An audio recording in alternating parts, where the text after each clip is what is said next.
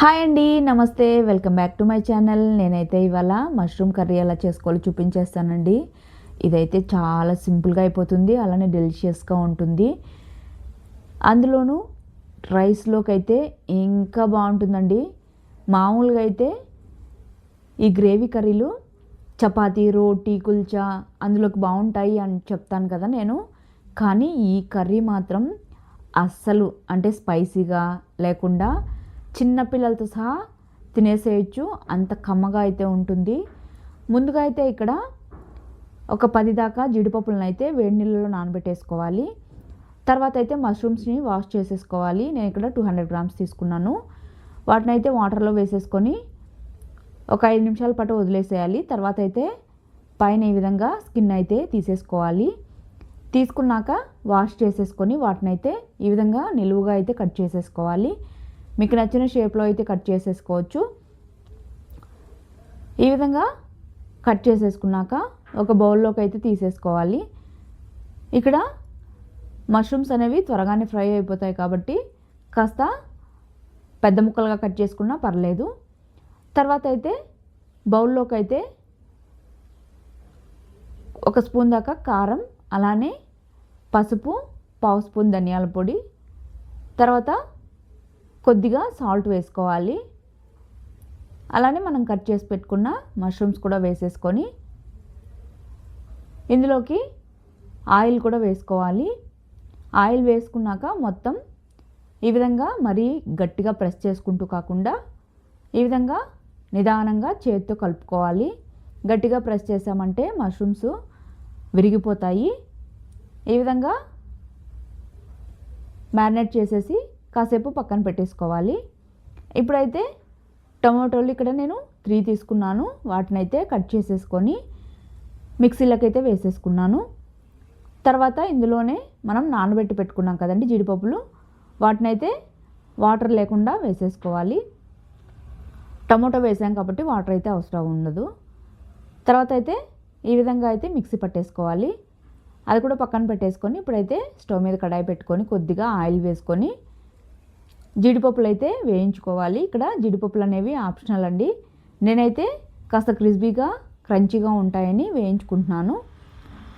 మీకు వద్దు అనుకుంటే స్కిప్ చేయొచ్చు. కాకపోతే ఇవైతే అక్కడక్కడ క్రిస్పీగా తగులుతూ ఉంటే భలేగా ఉంటుంది టేస్ట్ అయితే మాత్రం. తర్వాత ఈ విధంగా కలర్ వచ్చేంత వరకు ఫ్రై చేసుకున్నాక తీసి పక్కన పెట్టేసుకోవాలి.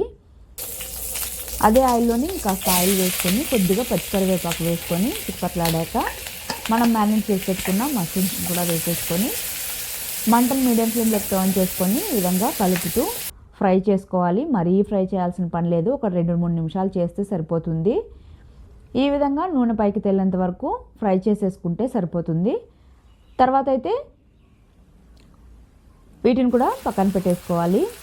ఇక్కడ చూస్తుంటేనే నోరు ఊడిపోతుంది కదా, ఇంకా ప్రాసెస్ ఉందండి. ఇక కడాయి అయితే పెట్టేసుకొని ఆయిల్ అయితే వేసుకోవాలి. ఇక్కడ ఆయిల్తో పాటు బటర్ కూడా వేసుకోవాలండి. బటర్ వేసుకుంటే చాలా కమ్మగా ఉంటుంది, తప్పకుండా వేసుకోవడానికే ట్రై చేయండి. తర్వాత ఇందులోనే కొద్దిగా చెక్క, అలానే 2 లవంగాలు, ఇలాచి కూడా వేసేసుకోవాలి.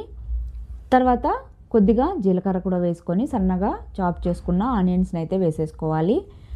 ఇందులోనే కొద్దిగా పచ్చికరివేపాకు కూడా వేసేసుకొని కాస్త కలర్ వచ్చేంత వరకు ఫ్రై చేసుకోవాలి. ఇక్కడ బటర్ వేసుకున్నాం కదండి, చాలా కమ్మగా టేస్టీగా భలేగా ఉంటుంది. ఇది అసలు స్కిప్ చేయకుండా వేసుకోండి. తర్వాత అయితే అల్లం వెల్లుల్లి పేస్ట్ అనేది ఈ విధంగా కచ్చపచ్చగా మిక్సీకైనా పట్టుకోండి, లేదంటే దంచుకున్నా పర్లేదు. దాన్ని కూడా మంచిగా పచ్చివాసన పోయేంత వరకు ఫ్రై చేసేసుకున్నాక మనం మిక్సీ పట్టుకున్న టమాటో పేస్ట్ని కూడా వేసేసుకొని ఒక 2 నిమిషాల పాటు మిక్స్ చేసేసుకున్నాక ఇందులోకి అయితే పసుపు, అలానే కొద్దిగా ధనియాల పొడి, తర్వాత కారం అయితే వేసుకోవాలి.